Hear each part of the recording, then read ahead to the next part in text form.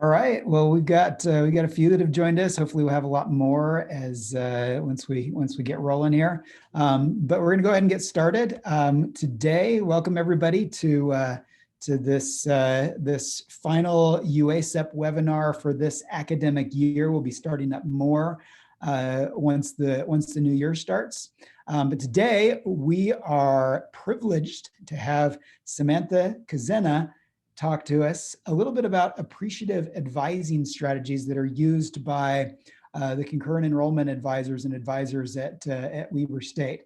And I don't know much about appreciative advising, but we're going to learn lots of it today. So with that said, I'm going to go ahead and turn the time over to Sam. And she's going to go ahead and share with us a little bit about appreciative advising. Go ahead, Sam.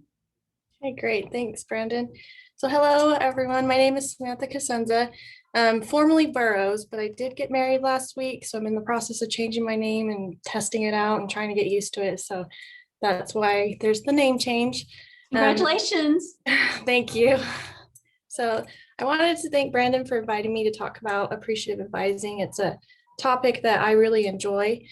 To give you a little background about myself, I am a lifelong Wildcat. I earned my bachelor's in psychology from Weber, took a few years off, and then I went on to earn my master's in professional communication from Weber as well. And currently the director of our dual enrollment advising team here at Weber State. And I've been with Weber for almost 7 years and have had the opportunity to work with our dual enrollment students during that time. And appreciative advising is one tool I've found incredibly effective when advising our dual enrollment students.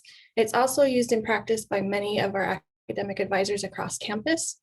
And while this model was developed for college level advising, I do think that the majority of this information I'm going to talk about today is transferable to anyone who advises students, whether that's a high school counselor, CTE coordinator, and so forth. So to give you a quick overview of how the presentation is going to run. First, I'll talk a little bit about the origins of appreciative advising and then go through the 6 phases. And then at the end, if we have time, we'll open it up for questions. So appreciative advising stemmed from the realm of positive psychology and appreciative inquiry. So positive psychology is the study of optimal human functioning and the strengths and virtues that enable individuals and communities to thrive. Appreciative inquiry is the search for what is life-giving and possible within people and the world around us, intentionally asking what we want to accelerate and grow with the realization that what we appreciate appreciates. And so Jenny Bloom is what she goes by, and her team took these 2 philosophies and created the appreciative advising model, turning it into what it is today. And that, let me move this, is the intentional collaborative practice of asking positive open-ended questions that help students optimize their educational experiences and achieve their dreams, goals, and potentials.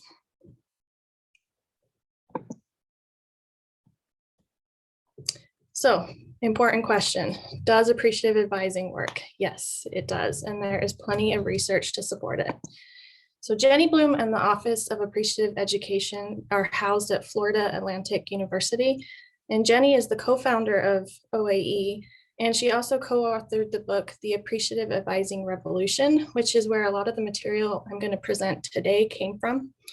And the Office of Appreciative Education also houses resources, webinars, all kinds of information, which is updated regularly.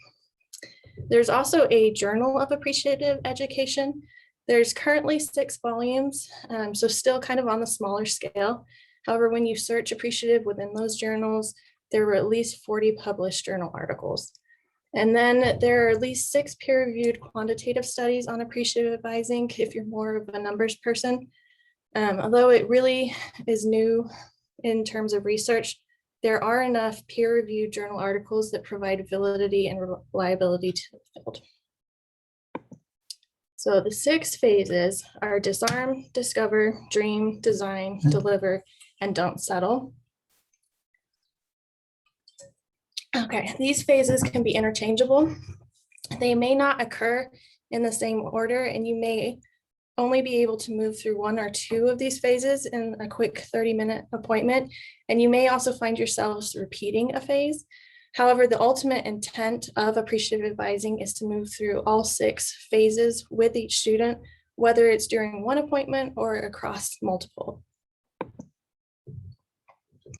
The disarm phase could arguably be the most important phase of appreciative advising. Its focus is on helping the student feel welcomed and comfortable and at ease. So many times our students come into our office, they're anxious, they're upset, maybe they're unsure of themselves. They don't want to bother the advisor and ask too many silly questions. Or maybe they're angry or frustrated, or maybe they just don't want to be there because they've already built it up in their head as a waste of their time. But regardless of the student's situation and mindset, the disarm phase is really the advisor's opportunity to provide a great first impression, one that is welcoming, it invites lots of questions, and provides a safe judgment-free zone for the student. And it's also a way for the advisor to really break down some of those initial barriers the student may have in order to have an honest conversation and a productive advising appointment. The definition of disarm is to overcome or allay the suspicion, hostility, or antagonism of, and to win the confidence of. So another key aspect to the disarm phase is not only to appear approachable, helpful, and empathetic, but also to show your student that you are credible and you're someone who can provide accurate information. So let's look at Santa. Here's a complete stranger that we expect all small children to immediately feel comfortable with, go sit on his lap and take pictures with him. However, we know that many kids are skeptical at first, if not completely terrified, like my daughter. But by adding in those well-known icons that kids see of Santa in movies and books and so forth, his red suit, his fluffy beard, an elf, a Christmas tree, those kinds of things, those familiar objects and symbols help create a sense of feeling safe and work as a way to disarm the child and keep that magic of Christmas alive. So with the disarm phase, when you have a student coming in because something went wrong, maybe they failed a class, failed a test, maybe they didn't get high enough ACT scores to take Math 1050, or maybe they were being rejected from their top choice of college. Appreciative advising would say, don't start with a negative. It's about giving the student the option to bring up what they'd like to discuss first. So for example, if a student only failed a class, but managed to maintain A's and B's in all their other classes, you would start by congratulating the student on those successes first. You can ask them, why were they so successful in those classes? What tools did they use? Helpful strategies. And then once you've talked about those wins, then you can address the failing grade and ask what their biggest struggle was in that class. Were there any strategies that they used in their successful classes that maybe they can use in the future and do better with the grade in that class? So for an advisor, a good way to start the disarm process is to greet your students and parents in the waiting room and then walk them back to your office. Smile, call them by their name. Pre-pandemic, you might shake their hand. Post-pandemic, you might just knuckles or something, I don't know. But you could ask them what their pronouns are. And if a parent is with a student, find out what that parent's name is and actually use it during the appointment. Then when you're in your office, having recognizable items such as your diplomas displayed or some swag from your college, your alma mater, or your high school that you work at. Maybe you have pictures of your family, pets, a trinket from your favorite movie. Candy is always helpful. Any of those relatable items could help disarm the student and break down some of those initial barriers. Personally, I have a ton of Harry Potter stuff in my office hidden around, and more often than not, students will comment on those and we'll end up chatting about nerdy things for a little while and then move into the actual advising appointment. Another example is during the pandemic, and I'm sure many of you had experienced this, but when we first went virtual and the schools and daycares were closed, I, like many other working moms out there, still had to do my job.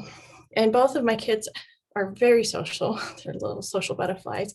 And they love to pop into the video screen and randomly say hi to whoever happened to be on the screen at that time. And at first, I really worried about the students and parents that I was in meetings with being annoyed and questioning my credibility.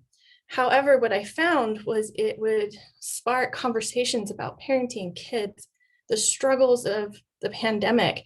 And because they were able to connect with me on that personal level, it helped to successfully disarm them, and we could continue to have a productive meeting.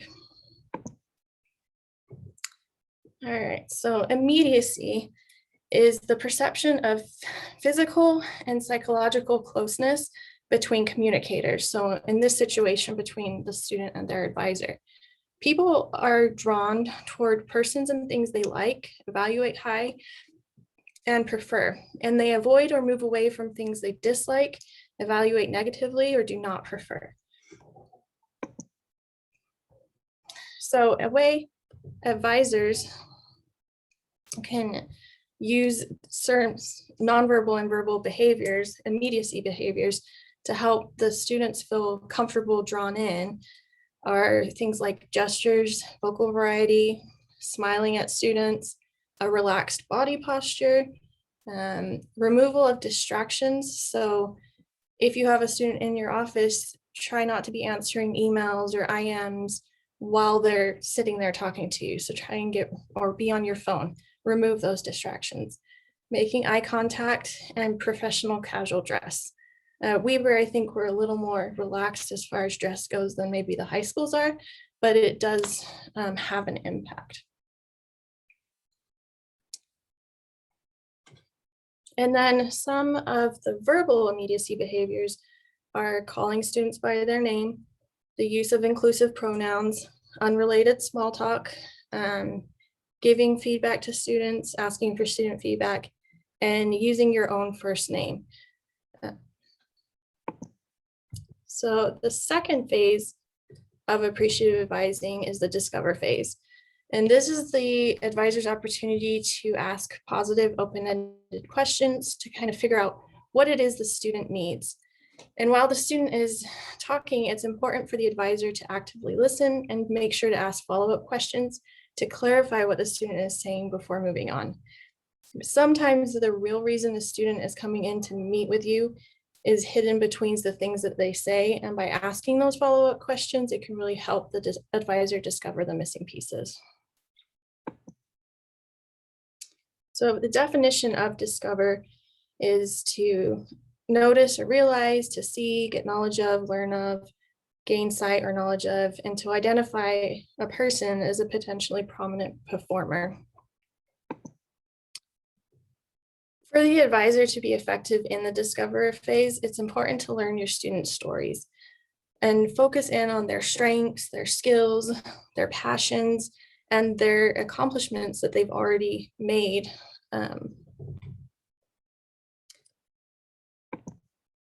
So one way to do this well and to show the student that you're actively listening and that you care is simply by affirming, paraphrasing, summarizing what the student is saying. Highlight the times the student took initiative and try to avoid using any type of victim language. So if you have time when you're meeting with a student, because I know sometimes appointments have to be rushed, but here are some examples of questions that really help you get to know your student better while you're in the discover phase. So one is describe 3 life events that you have made you into the person you are today. Since coming to this institution or high school, what is something you've accomplished that you are proud of? And who are your role models in your life? And what are those qualities that you see in them that you yourself would like to emulate? And you can really get to know a student well with some of these types of questions. Okay. The third phase is the dream phase. And as I'm guessing, willing to bet, that many of you who chose this career field kind of envisioned being in this phase when you first began your career. Sometimes we get really bogged down with the prescriptive elements of advising students on classes and those kinds of things. It's important because it isn't an important component to what we do, but it's also important to create a space to help students formulate a vision of what they might become and then assist them in developing those life and career goals and so forth. As advisors, especially when helping students that are not sure what they are in classes they're in or why they're in classes they're in, and trying to make huge decisions post high school, such as which degree they want to pursue once in college, it is really important to help them stop to think about the big picture. What is their why? What is their purpose? What might they have become after their time at high school or college is complete? So there are some great dreamers. We all know Gandhi, King, Kennedy. They had grand plans for a brighter future, but they also had something else. They had people who actually helped them formulate that plan. It is rare that someone can sit alone and create greatness. As academic advisors and counselors, we are in a unique place to ask students about their dreams and help them formulate and refine using the resources and opportunities available to them. So how do we do that? Listening purposefully is critical when in the dream phase. This will allow you to make the connections the student isn't readily seeing. Encourage students to be open to possibilities and remind them that there is more than one right answer. And if you spend time in the discover phase with a student before moving into the dream phase, then during this phase, really listen for what's common between phases. What is the student bringing up a second time? What connections can you see to what has already been shared? Does the student seem excited about these connections? Do they seem detached, or are there connections all over the place? Reminding students that it's important to pause and think about multiple possibilities is sometimes the permission that they actually need to do it. And then once you have disarmed and taken a true interest in the student, they are more likely to trust you to spend some time in this dream phase. So some questions you can use to get a student thinking in the dream phase is ask them about their magazine cover. What is the subtitle and details? When you were 8 years old, what did you want to be and why? And if salary, education, and time were irrelevant, what is your ideal job and why?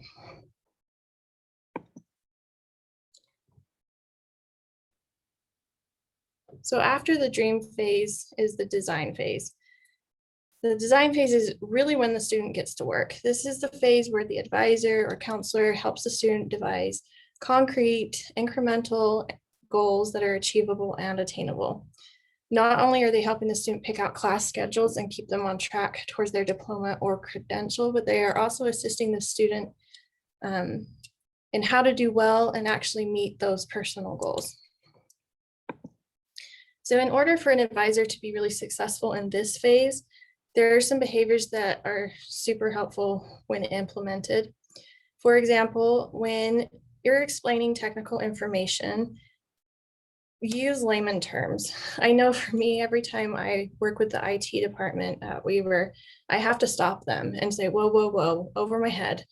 Please dumb it down for me. And our students can feel that way too. And it does bring about a sense of insecurity. So just try to use easier terminology. Another way to avoid confusing acronyms is to remind yourself that a new student or parent probably has no clue what you're referring to when you say CCR or REC or POS, which means program of study at Weaver State. It does not mean the other thing. And will be too afraid to ask you what it means if they don't know what it means.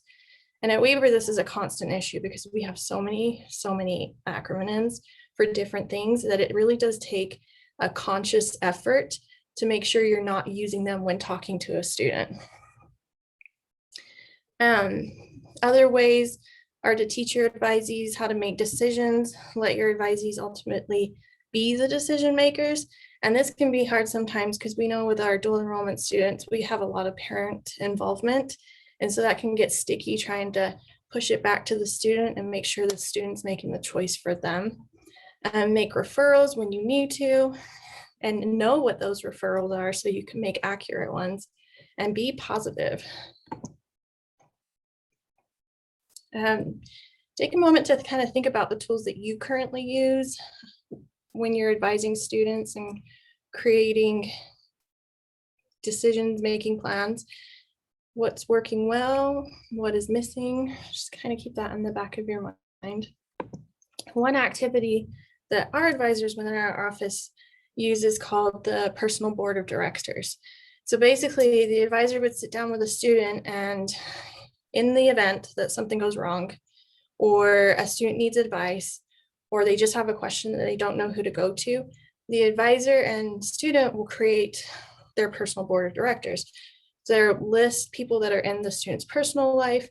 Okay, you've got mom, who's a great support. You've got this friend that's a great support. You've got an advisor. This is a great support. Your admission or your, I don't know, any people that you would go to in specific situations. And then you would assign certain situations and questions to each person so that when the student comes across one of these situations, they can go to their personal board of directors, look at it and go, oh, okay, I need to go ask this person because this is where I'm going to get the answer. Or here's a list of, you could even add referrals as well in here. Okay, here's the office that I need to go talk to because I have this question. So it really does help ease stress and anxiety that our students, at least we see at college, knowing who to go to is like a huge hurdle. Because I don't know if anybody's heard of the Weaver Shuffle, but that happens a lot up here. And so just having something tangible in their hands, letting them know who to talk to. So the design phase really is the action plan, developing an action plan. The advisor and student would work together to set goals and specific sub-goals. They'd establish a realistic timeline for accomplishing those goals. Sometimes it's nice to really use those micro goals so that you can check them off in smaller chunks instead of just setting one goal and then it may seem impossible for the student to get there. And then kind of clarify who is responsible for what and by what date.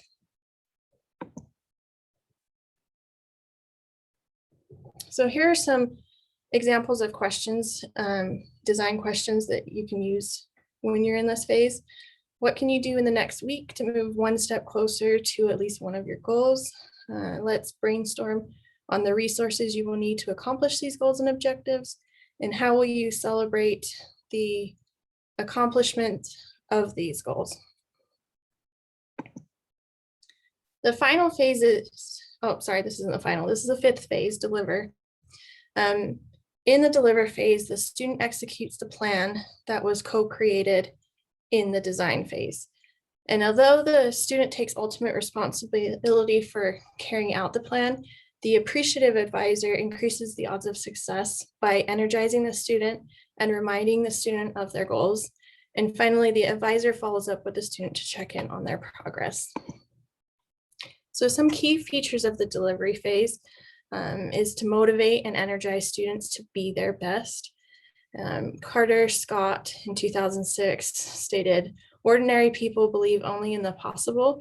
Extraordinary people visualize not what is possible or probably, but rather what is impossible.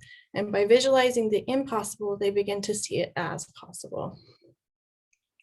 This delivery phase is also helpful to engender academic hope,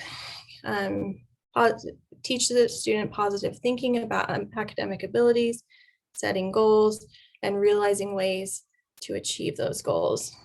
And it's important to end the conversation well.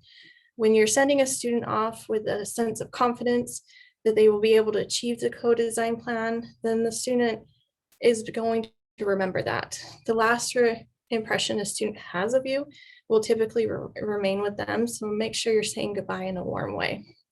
And then follow-up. You may have to go through the disarm phase again when a student returns.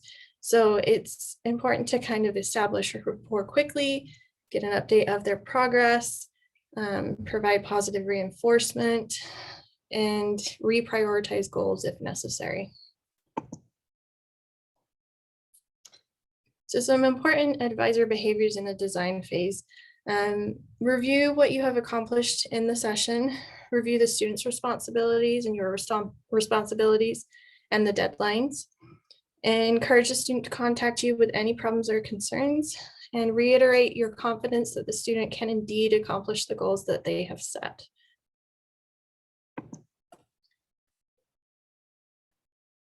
And so some common questions you could use for the deliver phase is, how and when will you keep me updated on your progress? What will you do if you run into any roadblocks? What will you do if you think your goals may be too challenging?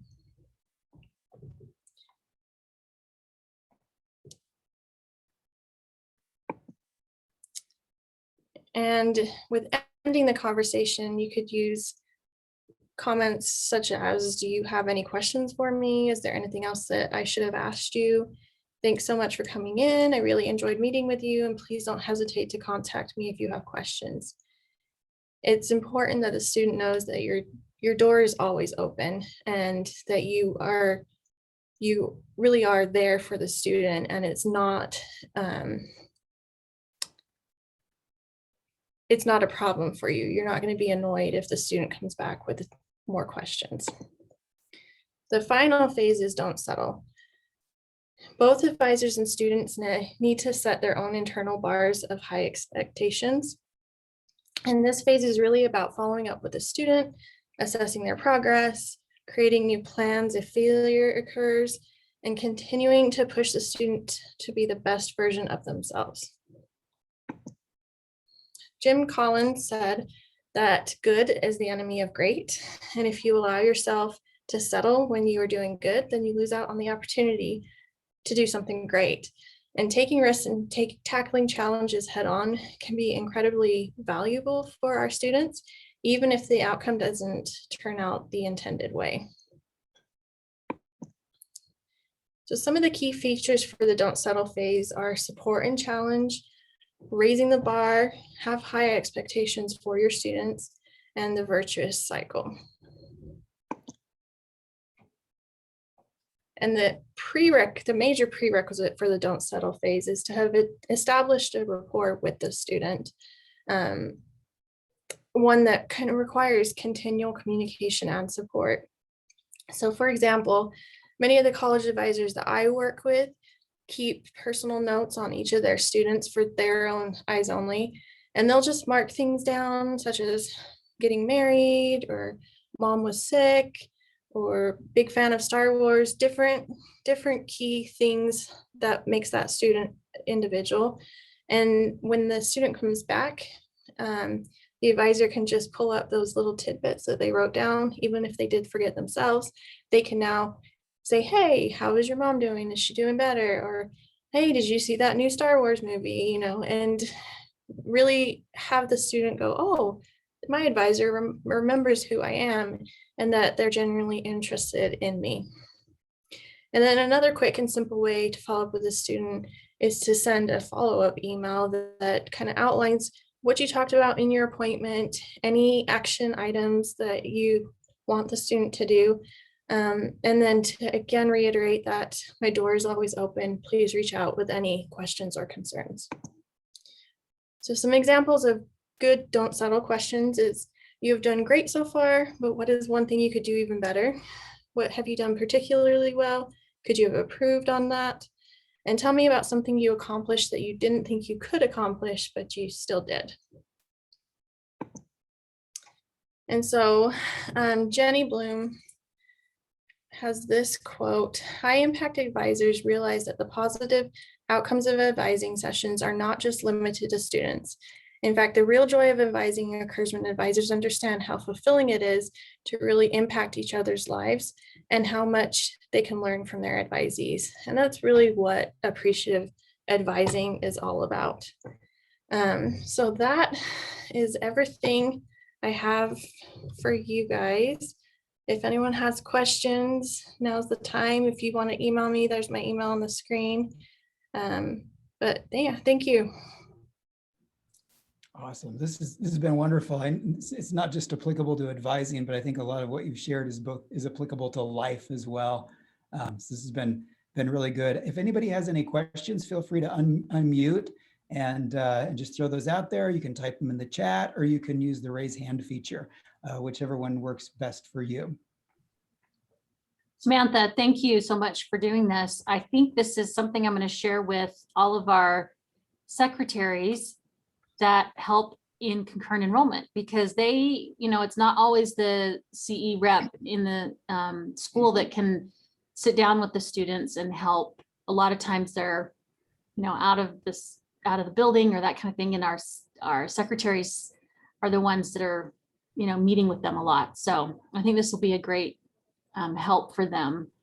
I especially love how it's just keeping that positivity throughout the whole thing and trying to help the students realize that we really are there to, we're there in their corner, because sometimes they don't feel that way. So I think this is great. And I'm glad you recorded it, because I want to share it with our secretaries. So thank you. So I've got a question. Were you with Weber Sam before they started doing the appreciative advising? I'm wondering if you've seen a big difference, like implementing this before. Yeah, so it's been within the last couple of years that we've adopted this model, and it's definitely made a difference. We see a lot more students coming back to the same advisor. Whereas with college students, they can kind of go see whoever they want. They're not necessarily assigned an advisor, and then it depends on their major. But for like our general studies students, they know who their advisor is. They know who to go ask, and they'll come ask the advisor any question, even if it has nothing to do with advising. And so that's where we feel like we've really won, because that's what we want. We want the students to feel wanted. We want them to feel like they are connected to the university, and advising or counseling or like the secretaries, those are the people that make the difference. So yeah, I've definitely seen a difference. That's awesome. And how much time typically do you take with a student in just sort of a typical appointment? Most appointments are 30 minutes. With our dual enrollment students, especially those in early college, they can end up being like an hour and a half, 2 hours, especially with the initial appointments. But yeah, so about 30 minutes. And sometimes you can get through all 6 phases because the student's very open to it. Sometimes you can only get through disarm. Sometimes you have to disarm every time the student comes back. So it varies student to student. And have you seen different results using appreciative advising as compared to what you were doing prior? I mean, are students more likely to fulfill their plans? Are they more likely to just sort of persist in whatever it is, the goal they've set and the plan that they've laid out? Or is it about the same? Or I don't have the data on that, so I wouldn't be able to give you an exact yes or no. Before we went through the training, and this was about a week-long training. Once you dive into each of the different phases, there's a lot more to it. This is kind of just a brief overview. But we were finding that some of the stuff we were already doing, we were already practicing. And so I think it was an easy transition, and hopefully it's helping the students with retention. I think it is, but that's just my personal opinion. Awesome. Good. Well, does anybody have any other questions?